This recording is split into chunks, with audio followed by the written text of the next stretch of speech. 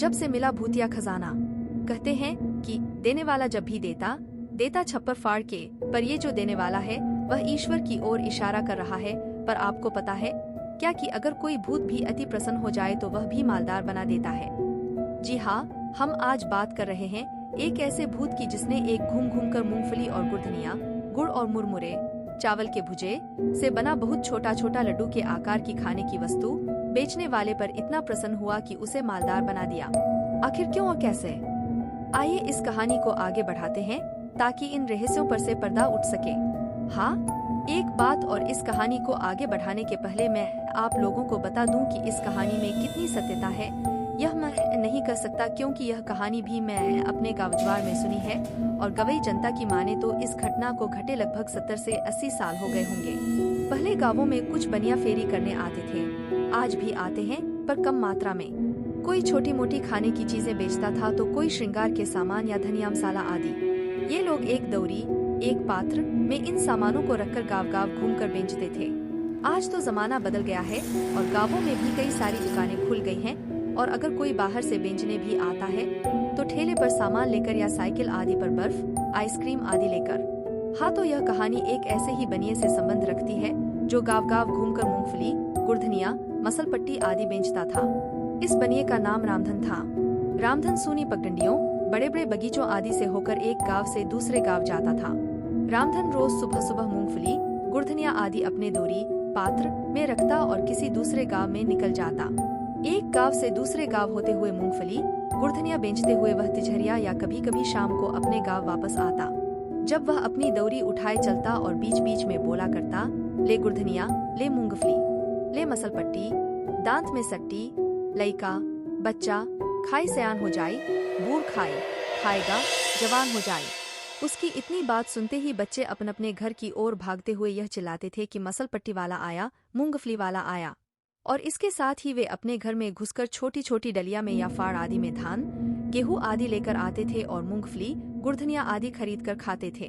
एक दिन की बात है, गर्मी का मौसम था और दोपहर का समय। लू इतनी तेज चल रही थी कि लोग अपने घरों में ही दुबके थे। इसी समय रामधन अपने सिर पर दौरी उठाए हमारे गांव से पास के गांव में खेतों मेंढ से होकर चला।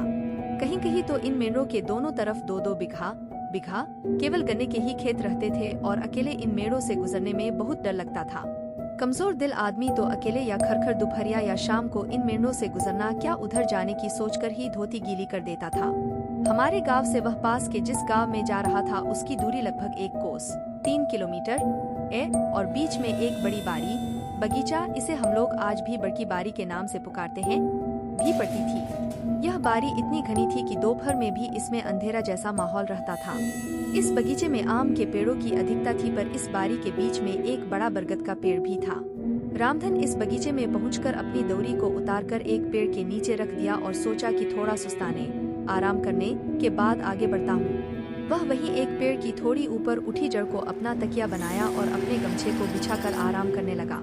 उसको पता ही नहीं चला कि कब उसकी आंख लग गई, नींद आ गई। अचानक उसे लगा कि बगीचे में कहीं बहुत तेज आंधी उठी है और डालियों आदि के टकराने से बहुत शोर हो रहा है। वह उठकर बैठ गया और डालियों की टकराहट वाली दिशा में देखा। अरे हाँ, वह जहाँ सोया था वहाँ से कुछ ही दूरी पर 2 पेड़ की डालियाँ बहुत तेजी से नीचे ऊपर हो रही थीं और कभी कभी इन डालियों के आपस में टकराहट से बहुत डरावनी आवाज भी होती थी। अगर कमजोर दिल आदमी अकेले में यह देख ले तो उसका दिल मुंह में आ जाए, पर रामधान को तो यह आदत थी। वह मन ही मन सोचा कि शायद भूत आपस में झगड़ा कर रहे हैं या कोई खेल खेल रहे हैं। वह डरने वालों में से नहीं था। वह वहीं लेटे लेटे इन भूतों की लड़ाई का आनंद लेने लगा, पर उसे कोई भूत दिखाई नहीं दे रहा था। बस हवा ही उन पेड़ों के पास बहुत ही डरावनी और तीव्र बह रही थी। रामधन के लिए भूतों की लड़ाई या खेल आम बात थी। उसे बराबर सुनसान रास्तों, झाड़ियों, घने बगीचों आदि से होकर अकेले जाना पड़ता था। अगर वह डरने लगे तो उसका धंधा ही चौपट हो जाए। उसका पाला बहुत बार भूत प्रेत, चुड़ैलों आदि से पड़ा था, पर किसी ने उसका कुछ नहीं बिगाड़ा था।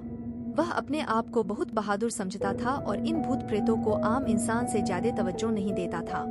रामधन ने लेटे लेटे ही अचानक देखा कि एक बड़ा ही भयंकर और विशालकाय प्रेत इस पेड़ से उस पेड़ पर क्रोधित होकर कूद रहा है और इसी कारण से उन दोनों पेड़ की डालियां बहुत वेग से चरमर की आवाज करते हुए नीचे ऊपर हो रही है।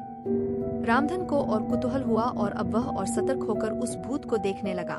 अरे रामधन को लगा कि अभी तो यह प्रेत अकेले था, अब यह दूसरा कहाँ से आ गया। अच्छा तो यह बात है। अब रामधन को सब समझ में आ गया। दरअसल बात यह थी कि यहाँ भूतों का खेल नहीं, भयंकर झगड़ा चल रहा था। वह बड़ा भूत उस दूसरे भूत को पकड़ने की कोशिश कर रहा था पर कामयाब नहीं हो रहा था और इसी गुस्से में डालियों को भी तोड़ रहा था।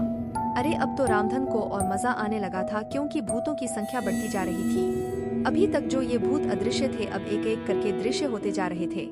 और रामधन के लिए सबसे बड़ी बात यह थी कि आज तक उसका पाला जितने भूत प्रेत चुड़ैलों आदि से पड़ा था उनमें काफी समानता थी, पर आज जो भूत प्रेत एक एक कर प्रकट हो रहे थे उनमें काफी असमानता थी। वे एक से बढ़कर एक विकराल थे। किसी किसी की सूरत तो बहुत ही डरावनी थी। रामधन को एक ऐसी भूतनी भी दिखी जिसके 2 सिर और 3 पैर थे। उसके नाक नहीं थे और उसकी आंख भी एक ही थी और वह भी मुंह के नीचे। रामधन अब उठकर बैठ चुका था और अब भूतों के लड़ने की प्रक्रिया भी बहुत तेज हो चुकी थी।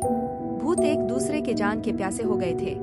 इन भूतों की लड़ाई में कई डालियां भी टूट चुकी थीं और उस बगीचे में बवंडर उठ गया था। अंत में रामधन ने देखा कि एक विकराल बड़े भूत ने एक कमजोर भूत को पकड़ लिया है और बेतहासा उसे मारे जा रहा है। अब धीरे धीरे करके भूत अदृश्य भी होते जा रहे थे। अब वहाँ वही केवल 3 टांग वाली भूतनी ही बची थी और वह भयंकर विकराल भूत। अब रामधन भी उठा क्योंकि इन भूतों की लड़ाई में लगभग उसके 1 घंटे निकल चुके थे। रामधन ने जो ही अपनी दौरी उठाना चाहा वह उठ ही नहीं रही थी। रामधन को लगा कि अचानक यह दौरी इतनी भारी क्यों हो गई। उसने दोबारा कोशिश की और फिर तिबारा पर दौरी उठी नहीं। वह पसीने से पूरा नहा गया और किसी अनिष्ट की आशंका से कांप गया। उसने मन ही मन हनुमान जी नाम लिया पर आज उसे क्या हो गया वह समझ नहीं पा रहा था। आज तक तो वह कभी डरा नहीं था पर आज उसे डर सताने लगा। उसके पूरे शरीर में एक कंपकंपी सी उठ रही थी और उसके सारे रोए तीर जैसे एकदम खड़े हो गए थे। अचानक उसे उस बगीचे में किसी के चलने की आवाज सुनाई दी। ऐसा लग रहा था कि कोई मदमस्त हाथी की चाल से उसके तरफ बढ़ रहा है। रामधन को कुछ दिख तो नहीं रहा था पर ऐसा लग रहा था कि कोई उसकी ओर बढ़ रहा है। उसके पैरों के नीचे आकर सूखी पत्तियां चरमर कर रही थीं। अब रामधन ने थोड़ा हिम्मत से काम लिया और भागना उचित नहीं समझा। उसने मन ही मन सोचा कि आज जो कुछ भी हो जाए पर वह यहाँ से भागेगा नहीं। अचानक उस दैत्याकार अदृश्य प्राणी के चलने की आवाज थम गई। अब रामधन थोड़ा और हिम्मत करके चिल्लाया, कौन है? कौन है? जो कोई भी है सामने क्यों नहीं आता है?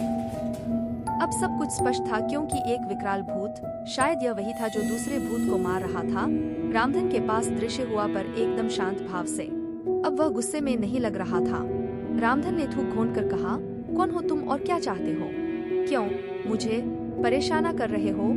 यह डरता नहीं। वह विकराल भूत बोला, डरो मत, मैं तुम्हें डराने भी नहीं आया हूँ। मैं यहाँ का राजा हूँ, राजा, और मेरे रहते किसी के डरने की आवश्यकता नहीं। अगर कोई डराने की कोशिश करेगा तो वही हसर करूंगा जो उस कलमुनिया भूत का किया। अब रामधन का डर थोड़ा कम हुआ और उसने उस भूत से पूछ बैठा, क्या किया था उस कलमुनिया भूत ने? वह विकराल भूत हंसा और कहा, वह कलमुनिया काफी दिनों से इस ललमुनिया 3 टंगरी को सता रहा था। मैंने उसे कई बार चेतावनी दी पर समझा ही नहीं और हद तो आज तब हो गई जब उसने कुछ भूत प्रेतों को एकत्र करके मुझ पर हमला कर दिया। सबको मारा मैंने और दौड़ा दौड़ कर मारा। रामधन ने अपनी जान बचाने के लिए उस भूत की चमचागिरी में उसकी बहुत प्रशंसा की और बोला, तो क्या अब मैं जाऊं? हाँ जाओ, पर जाते जाते कुछ तो खिला दो, बहुत भूख लगी है और थक भी गया हूँ, उस विकराल भूत ने कहा। रामधन ने उस भूत से अपना पीछा छुड़ाने के लिए थोड़ा गुड़धनिया निकालकर उसे दे दिया। गुड़धनिया खाते ही वह भूत रामधन से विनीत भाव में बोला कि थोड़ा और दो ना, बहुत ही अच्छा है। मैं भी बचपन में बहुत गुड़धनिया खाता था। रामधन ने कहा कि नहीं नहीं, अब नहीं मिलेगा, सब तुम ही खा जाओगे तो मैं बेचूंगा क्या? भूत ने कहा कि बोलो कितना हुआ, मैं ही खरीद लेता हूँ। रामधन को अब थोड़ी लालच आ गई क्योंकि उसने सुन रखा था कि इन भूत प्रेतों के पास अपार संपत्ति होती है, अगर किसी पर प्रसन्न हो गए तो मालामाल कर देते हैं। अब रामधन ने दौरी में से थोड़ा और गुड़धनिया निकालकर उस भूत की ओर बढ़ाते हुए बोला कि अब पैसा दो तो यह दौरी का पूरा सामान तुझे दे दूंगा। भूत ने उसके हाथ से गुड़धनिया ले लिया और खाते खाते बोला कि मेरे पीछे पीछे आओ। अब तो रामधन एकदम निडर होकर अपनी दौरी को उठाया और उस भूत के पीछे पीछे चल दिया। वह भूत रामधन को लेकर उस बगीचे में एकदम उत्तर की ओर पहुंचा। यह उस बगीचे का एकदम उत्तरी छोर था। इस उत्तरी छोर पर एक जगह एक थोड़ा उठा हुआ टीला था और वहीं पास में मूंज आदि और एक छोटा नीम का पेड़ था। उस नीम के थोड़ा आगे एक छोटा सा पलास का पेड़ा था।